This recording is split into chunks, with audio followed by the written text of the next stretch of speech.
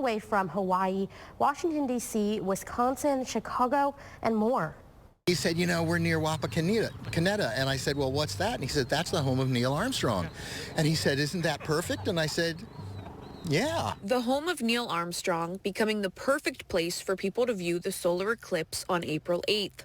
Thousands gathered at the Armstrong Air and Space Museum in Wapakoneta, traveling thousands of miles to be in the path of totality.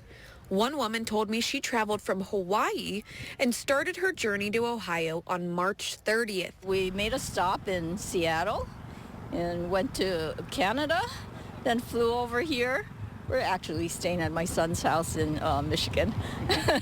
And so we started off early this morning. Others from Wisconsin. I have relatives in Dayton.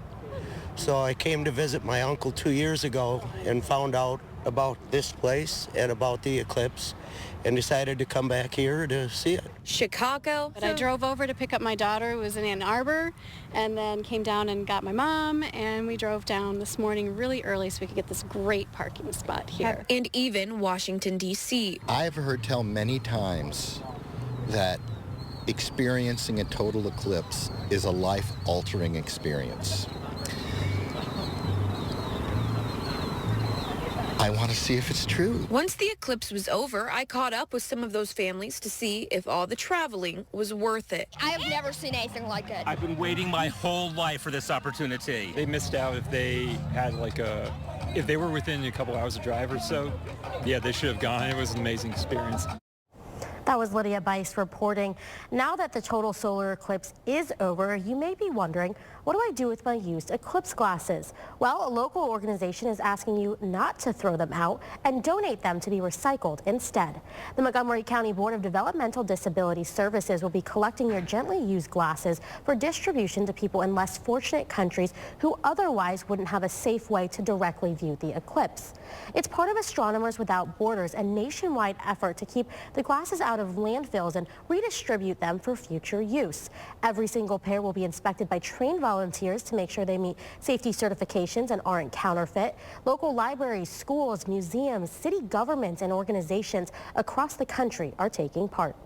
So you can take your glasses to the Board of Developmental Disability Services Northview or Southview centers between 8:30 and 4 p.m. Monday through Friday. Those addresses, they are on your screen right now. Now you can learn more about the drive and find all this information at mcbdds.org. Well, it was a beautiful sight today after a lot of waiting and forecasting clouds to see what would exactly happen, and thankfully we didn't see many clouds. And this is a time lapse of Miamisburg where you can actually see how we had the sun and then it got dark briefly for just a couple of minutes in Miamisburg, and then the sun came right back out just right after we left totality. So it was just an amazing sight to see. Hopefully you all were able to get out and enjoy it. Got nice conditions out there right now, but active weather making its way in. We will be looking at rounds of rain in the forecast. So clouds overnight, temperatures in the 50s. Heading into tomorrow by around 5 p.m. or so, we'll start to see some rain, and then rounds of rain in the forecast that will continue through our day on Wednesday, scattered showers, and then heavier rain Wednesday into Thursday. I'll time that out for you coming up in just a bit. A large police presence on Pawtucket Street today, leading to a Signal 99 being called. That tells us that an officer needs assistance. Around 4:30, Montgomery County Sheriff's deputies were sent to the 100th block and found two suspects involved in a purse theft from the Marathon gas station there. One of those suspects was armed and tried to run away. That's what prompted the call for help from other agencies. Both suspects, though, were taken into custody. The Montgomery County Sheriff's Office is still investigating. Ohio is a pivotal state to the 2024 presidential election, and President Biden may not be on the state ballot. Ohio's Secretary of State's office warns that a state law must change or the Democratic National Convention will have to meet sooner than expected. Ohio's deadline to certify a candidate is August 7th, and the Democratic Convention isn't until August 19th. Ohio lawmakers would have until May 9th to change the rule. The DNC is looking into it. And tonight, Donald Trump's last effort to delay his hush money trial next week has failed. A New York appeals court judge rejected a former president's request to delay his April 15th criminal trial as he tries to get it moved from Manhattan to Staten Island. Trump's lawyers argue that the presumptive Republican nominee faces, quote, real potential prejudice as a defendant in heavily Democratic Manhattan. They're also challenging a gag order imposed on him, but the appeals court says it would take that matter up at a later date. Salvage crews have begun removing containers from the Dolly cargo ship that hit the Francis Scott Key Bridge in Baltimore.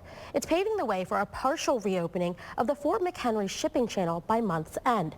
A full reopening is scheduled for late May. Crews, though, are working to remove sections of the collapsed bridge from the Dolly so that it can move. The March 26 collision downed the bridge and killed 6 construction workers. And Israeli Prime Minister Benjamin Netanyahu is vowing to invade the southern Gaza city of Rafah. In a video statement today, Netanyahu says, quote, there is a date the operation will happen. Netanyahu argues the invasion is necessary to defeat Hamas and insists Israel has a plan to protect civilians, but the State Department says Israel has yet to present the U.S. with a credible plan. We have made clear to Israel that we think a full-scale military invasion of Rafah would have an enormously harmful effect on those civilians and that it would ultimately hurt Israel's security. Rafah is filled with 1.4 million Palestinians, most of whom are displaced from other parts of Gaza. The State Department says 304 trucks carrying humanitarian aid entered Gaza yesterday. A spokesman from the State Department notes this is the highest number of trucks in any single day since the start of the Israel-Hamas war. That number represents a significant improvement, but it is important not just that we see the daily number continue to grow, but that it be sustained over time.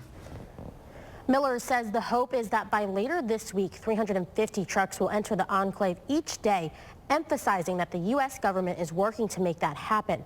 This comes as CNN reports nearly half of Gaza's population is projected to face catastrophic hunger by mid-July. A live look now from our Eco-Plumbers Skycam, and we really lucked out today because we've got some rain in the forecast, so let's check in with Chief Meteorologist Natalie Walters. Yeah, definitely perfect timing as rain is on the way. This is a look at what we could be seeing by tomorrow evening. Wednesday night, we will be looking at some showers making their way in. I should say Wednesday evening, because we will have a couple rounds of rain moving through as early as tomorrow, and then heavier rain Wednesday into Thursday. So this is a look at Thursday. We start to see heavier rounds of rain, even some thunderstorms. Temperature-wise, not too bad, 60s and 70s. But we also have the potential for some stronger storms that we're watching out for. Right now, it does look like the main threat is going to be off to our east, but I'm going to take a look at that. As far as precipitation totals, an additional inch or so of rain after what has been fairly soggy so far for April. We'll continue to add rain on top of that, with our day 4 outlook indicating a 15% risk for stronger to severe storms for parts of the Miami Valley. So we will be watching that very closely. A local dessert bakery is expanding and relocating, where you can try their sweet treats after the break. You're watching Dayton 24/7 now.